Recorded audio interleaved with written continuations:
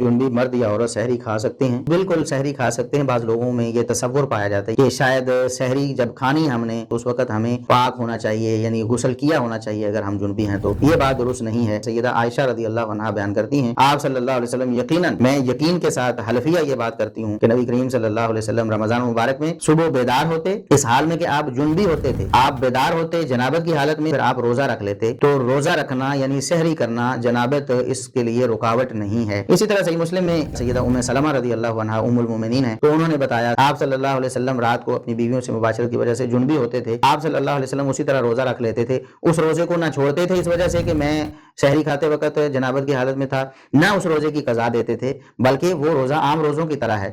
آپ سحری کے وقت اٹھے ہیں، اگر آپ جنبی ہیں کسی وجہ سے تو آپ سحری کھا سکتے ہیں تاکہ سحری کا وقت آپ کے غسل میں نہ نکل جائے۔ سحری کھانے کے بعد تسلی سے اذان ہو بھی جائے تو کوئی حرج نہیں ہے، تو آپ پھر غسل کر لیں اور اس کے بعد فوراً نماز ادا کر لیں، یہ بالکل جائز ہے۔